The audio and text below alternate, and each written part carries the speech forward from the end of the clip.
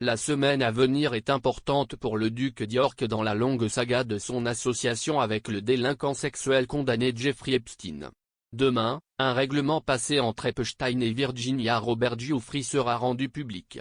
Madame Giuffre, qui prétend avoir été victime du trafic sexuel d'Epstein, poursuit Andrew pour agression sexuelle dans le cadre d'un procès civil aux États-Unis. Andrew a catégoriquement nié l'accusation. Ses avocats ont également affirmé que Madame Giuffre avait précédemment accepté un règlement avec Epstein dans lequel l'une des conditions était qu'elle ne pouvait pas intenter une action contre l'un des associés d'Epstein. Le règlement scellé que Madame Giuffre a conclu avec le défunt financier en 2009 sera publié demain à la suite d'une ordonnance de juge américain. Puis, le mardi 4 janvier, le juge Lewis Kaplan siégera pour décider de porter l'affaire en justice. Il est largement admis qu'il décidera de porter cela en justice, car le juge a précédemment déclaré qu'il souhaitait en voir un plus tard en 2022. Pod Save the Queen est hébergé par Zoé Forcey et présente le rédacteur royal du Daily Mirror, Russell Myers. Monsieur Myers a noté qu'il y aurait une nervosité dans le palais que le procès d'Andrew puisse éclipser les célébrations du jubilé de platine de la reine. Sa Majesté célèbre ses 70 ans sur le trône cette année avec un week-end de 4 jours en juin comprenant des fêtes de rue, un énorme concert au palais de Buckingham et un jubilé.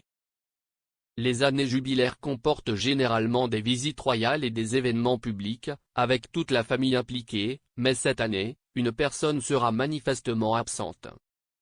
Monsieur Myers a affirmé qu'Andrew ne serait n'importe où près des célébrations publiques et serait banni de toute sortie. Il a déclaré, « Mon Dieu, nous allons encore avoir énormément de mélasses à parcourir, car non seulement si est le jubilé de platine de la reine, il y a évidemment beaucoup de nervosité dans les murs du palais. Comment cela pourrait potentiellement éclipser la célébration?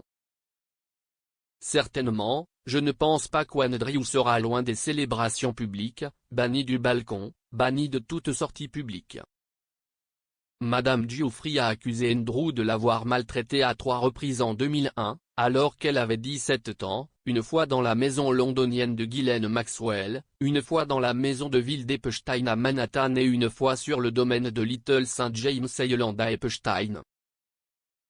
Elle a déposé une plainte contre le duc devant le tribunal du district sud de New York en août en vertu de la loi sur les enfants victimes de l'État. Andrew a toujours nié les allégations et a déclaré qu'elle ne se souvenait même pas d'avoir rencontré Madame Giuffre. L'avocat du duc, Andrew Bretley, a qualifié son cas de sans fondement, ajoutant qu'il était au mieux ambigu et au pire inintelligible. Cependant, le juge Kaplan a rejeté les arguments de M. Bretley pour des motifs de compétence, après avoir soutenu que l'action en justice devrait être rejetée parce que Madame Giuffre, une citoyenne américaine, ne vit plus aux États-Unis. Cette semaine, l'amie de longue date d'Andrew, Ghislaine Maxwell, a été reconnue coupable d'avoir recruté et préparé des adolescentes pour des relations sexuelles avec Epstein entre 1994 et 2004.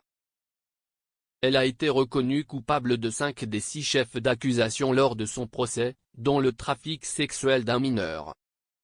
Madame Giuffre n'était pas l'une des 4 victimes du procès de Maxwell, mais son nom a été mentionné près de 250 fois devant le tribunal et des photos d'elle adolescente ont été montrées au jury.